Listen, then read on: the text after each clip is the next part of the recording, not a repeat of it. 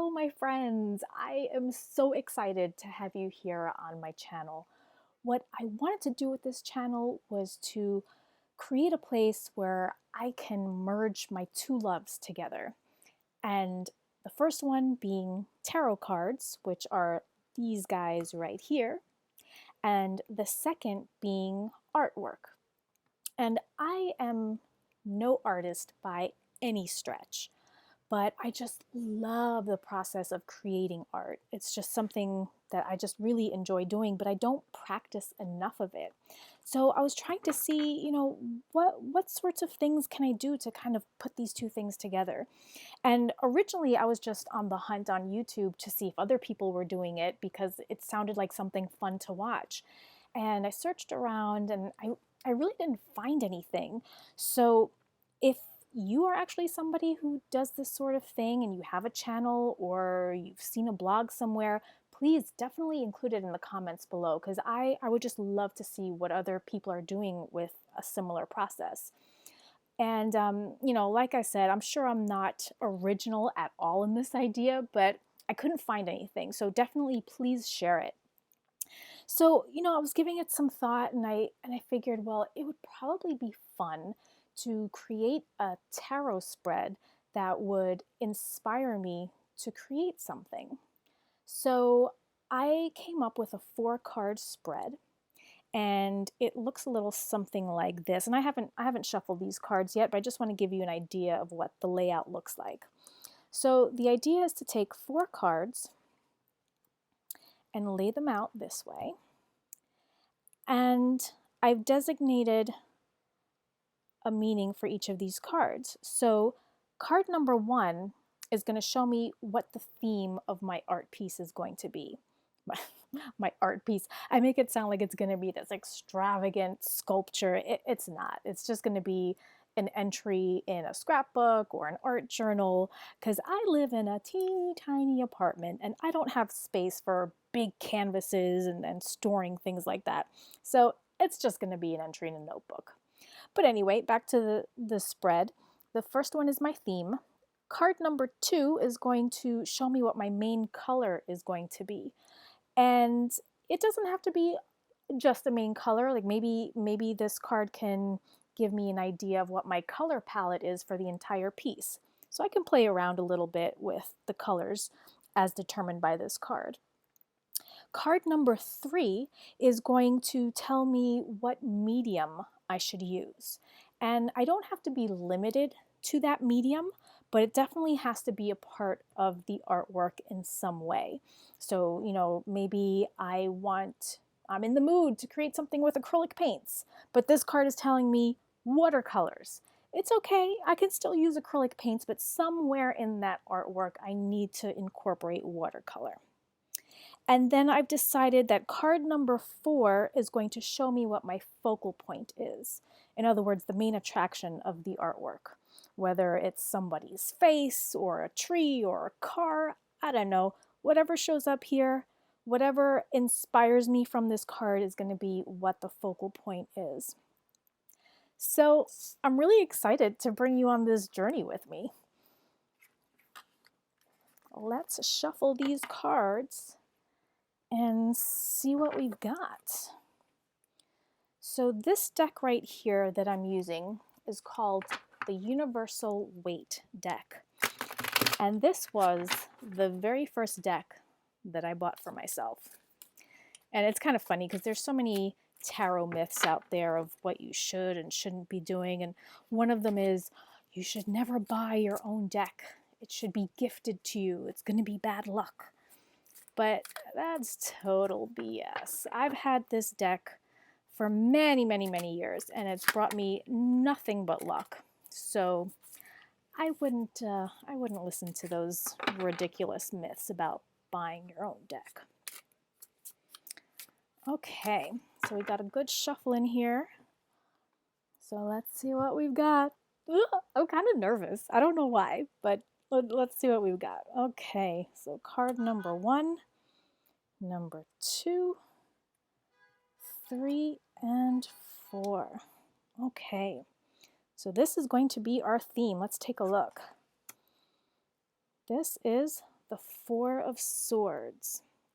So we've got somebody here who's resting, who's taking some time out, perhaps somebody who was important, but is just taking some alone time here to get some rest.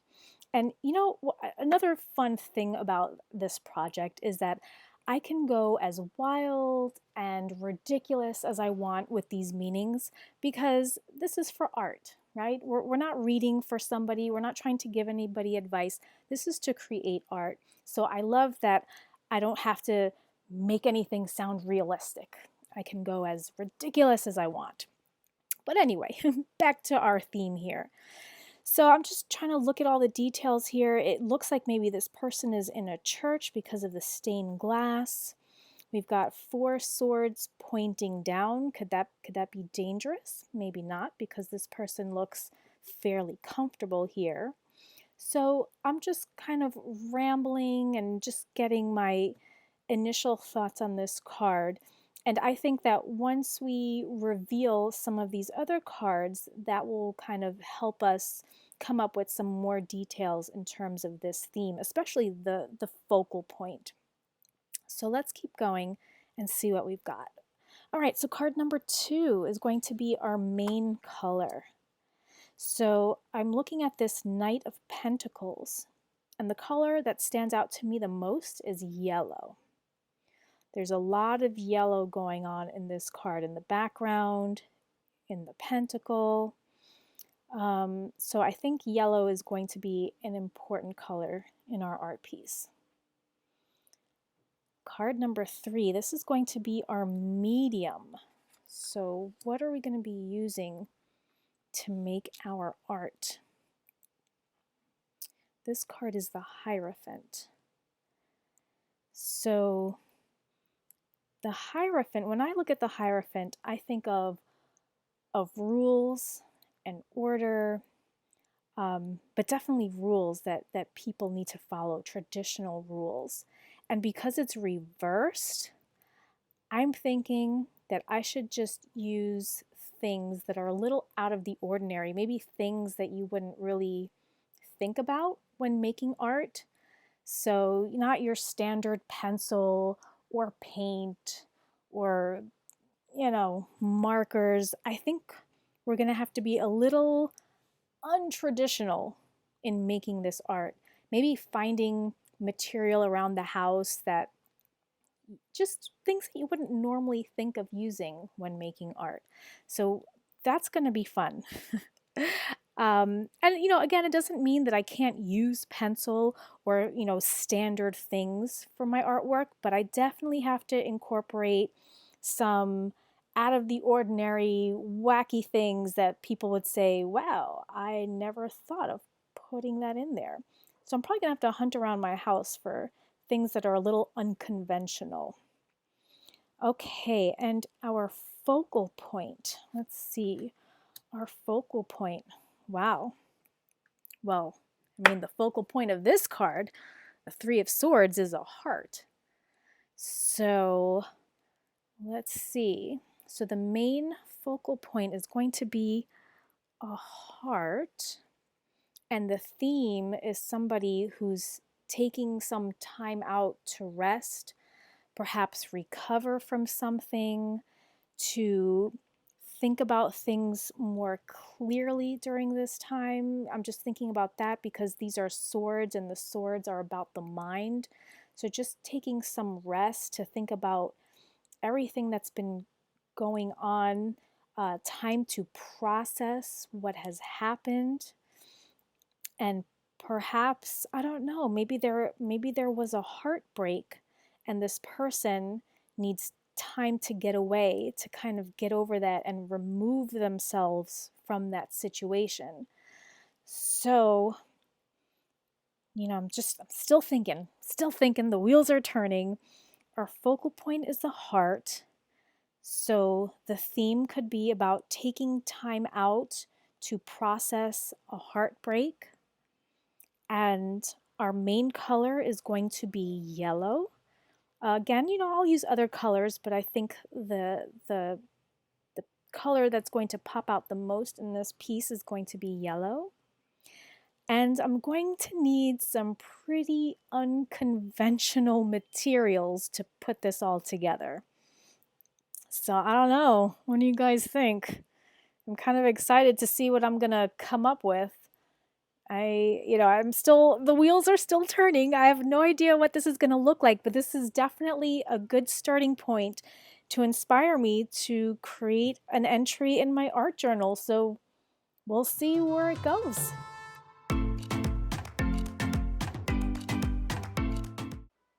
So here I am starting my sketch, and I have a big heart right smack in the middle because the heart was supposed to be our focal point. And my idea was to have a person standing at the edge of a cliff, and this person will be holding onto a rope, and the rope will be tied around the heart, with the idea being that this person is trying to pull their heart back up from the depths of the mountainside and take ownership of their heart again. And then from there, they can take that time out that they need to reassess their life and pull themselves together. So there's the rope that I'm drawing in, and I'm going to draw some mountains and maybe a little sun. We'll have the sunset there. And then I'm going to just draw some little lines in the background. I think that's the area that I'm going to make yellow, because yellow is supposed to be our main color. So now I have to think about what my unconventional art materials are going to be. So here we have it. I'm going to be using a recyclable Trader Joe's bag, and I'm going to use that for the cliffs. And next to the bag, you'll see I have some turmeric. And I was hoping that maybe if I mix that with a little bit of water, I might be able to get something that resembles paint, because I know turmeric can stain your fingers and really stain anything. So I figured, well, maybe if I mix it with water, it'll act as some kind of a pigment. And then the next unconventional material I have are rose petals. And those rose petals actually came from a bouquet that my husband gave me. And I kept them in a jar for I don't know what, maybe art or maybe for some house decor at some point. But I figured now is as good a time as any to get those rose petals to work. So let's see what we get. Right now I have some turmeric mixed in with water, and I'm just adding a little bit more because I really want that to be yellow, because that was our main color, right? Yellow. So I'm mixing it up, and a little bit nervous to see if this is gonna work. So let's check it out. Let's see what happens. Ooh, that's a nice yellow. Wow. Who knew? Who knew? Turmeric and water. I mean, I don't know how it's going to behave later, but it looks really good now. And what I love about it is that it adds some texture in there. You can see like the little bits of spice in there, and yeah, it gives it that nice textured look as if you were, in the mountains or in dirt somewhere. But it looks interesting, that's for sure. And I'm also debating on whether or not I actually want this in a notebook, because I don't know if I want my entire notebook smelling like spices. But it's interesting. Look at that. Look at that texture. That is wild. So the background of the heart is completely filled with turmeric, and now I'm working on the Trader Joe's bag. I'm crinkling it up and wrinkling it as much as I can, just to give it that look of stone, of mountain. So I'll be breaking off some pieces here and just kind of randomly measuring it up to see, where it can fit, and I'm just gonna glue that down. And I'm just going to keep ripping off pieces until it kind of fits where I need it to go.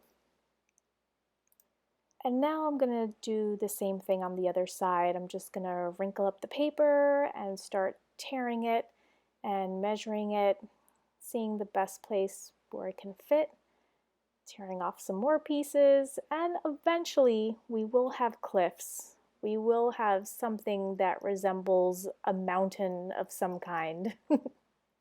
So I've decided I'm going to use matte medium to glue everything down. And the only reason why I even know that matte medium exists is because I consume a lot of YouTube. I watch a lot of YouTubers who are mixed media artists, and most of them use this Liquitex matte medium. So I figure, okay, let me give that a shot to glue down my paper bag here. And at first I was a little nervous because you can see this wasn't really sticking. And I have no idea if my technique is correct. I mean, this is literally the first time I'm using this stuff. So I don't know. I don't know. I'm just gluing the stuff down. And I also see them gluing underneath and gluing on top.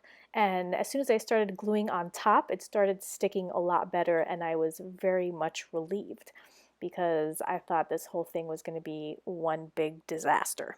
But it seems to be, sticking pretty well.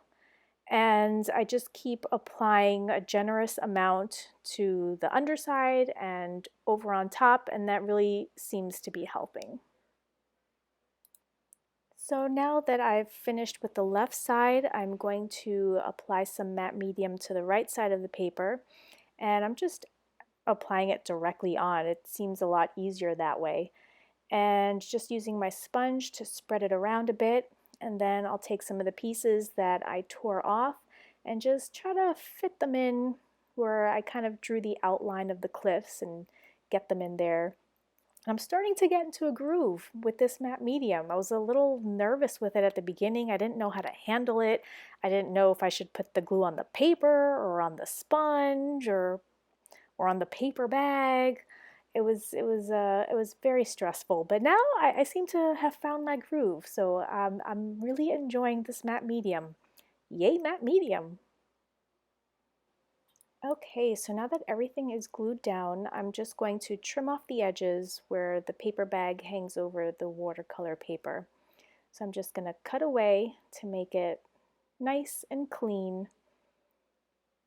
Here we go. Snip, snip. Okay, so let's see what this looks like after we've removed the excess. Hopefully it looks a little nice. There we go. Okay, okay, not bad. So now it's time to fill in this heart with the flower petals. Now these petals are dry and very crunchy, and I think in hindsight maybe I should have put them in water to soften them up a bit. I mean, I don't know, is that something that you do? I don't know. So I started using some of the matte medium to see if I can kind of get them soft and glue them down at the same time. And you can see here a little bit of a struggle. The petals sort of ripped a little, but I'm keeping at it, keeping at it. And trying to glue it down. I've had no idea what to do with these petals. I didn't know it was the best way. So I'm just hoping that matte medium will come to the rescue. And I'm just, positioning the petal to see how it would make the most sense in terms of making it into the shape of a heart. So I figured maybe putting that round petal toward the round part of the heart would work. And again, struggling some more with the matte medium and ripping some of the petals, but that's okay because I was basically just going to layer the petals one on top of the other. So even if they ripped, it would be okay.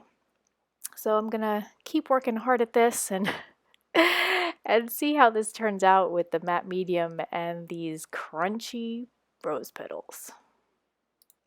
So right now I'm just about done filling in the heart with the petals, and I'm gonna be honest, it's not pretty. It is not pretty, but I'm trying here. I'm filling in that last section, that little white space in the middle with the final rose petal. And yeah, right now it's looking like a hot mess. I'm really hoping that that matte medium is going to dry clear and it's not going to look like this. Um, I really don't know what else to say about this. I mean, it actually looks like somebody cut out a human spleen and plopped it right on top of my art. I I I don't know. But it's a process. We're learning here. So just trying to add some more rose petals, thinking it'll fix the problem. But I don't know. Let's see. Fingers crossed. Let's see how this turns out. So there's our final rose petal filled heart, and I'm trying to go back to some standard art supplies like colored pencils just to help out the situation a little more, hopefully. I'm trying to create a nice little sunset using some yellows and some peaches and an orange. I'm just trying to blend those colors in together. And now I'm just trying to outline the cliffs, hoping that that'll make it better. I'm using a Pitt pen, so just quickly going around the outlines. And now I'm putting in the little cracks in the background or whatever those things are supposed to be, just to give it some, more texture, more depth. And I outlined the sun and the little person standing over the edge of the cliff, pulling their heart back up and filling them in with some colored pencil. And I wanted to bring in another piece of unconventional art materials like this twine. And I'm using the twine as the rope. And I think I'm going to try to glue that down with just some regular glue. I figured I'm going to give the matte medium a little break. So we're just using regular clear glue, and I'm just going to stick that down and hope that that will stay down. Again, I haven't really used these materials for anything, so I don't know how rose petals and matte medium and standard clear glue are going to work together.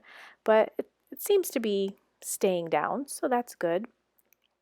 And I'm going to glue this down and curve it up a bit to see if I can give the illusion that the rope is tugging on the heart. And then I'll just snip off that little piece and then glue that down a bit. And, hopefully it looks like what I was hoping. So there's the little person up there tugging on the spleen. Oh, goodness. I hope there's some saving this art. So my hope here was to just put in some shading and get it to look less like a 5-year-old put this together. So, just shading here and there. I really don't know anything about shading. Every time I try to shade something and I say, okay, the light source is going to come from the upper right corner, but then I start shading like a mad person and not really paying attention to where the light is coming from, and I just start shading everywhere, which is basically what I'm doing now. But this is meant to be, I don't know, a surreal piece of art. It's not really abstract, but maybe surreal. So the shadows and the shading, that doesn't have to be realistic. So I'm just going wild here with the shading. But hopefully, this will also give it some depth and some interest. So here we, continue to shade, shade, shade. What do you think? Is that helping? Is that doing anything? I don't know. I don't know. But it's interesting. So here's the final piece in all its glory, inspired by a simple tarot spread. I mean, it's different. It's unique. Let's take a little closer look here. So we've got our brown paper bag that we used, our rose petals, and look at the texture on those rose petals. That is very different. And the twine, I like that. It's an interesting combination. It's different is what all I can keep saying. But I had a lot of fun with it, and I hope you had fun watching. And if you want to see me struggle with more tarot-inspired art, be sure to hit that subscribe button. I think it'll be worth it. Thanks for watching!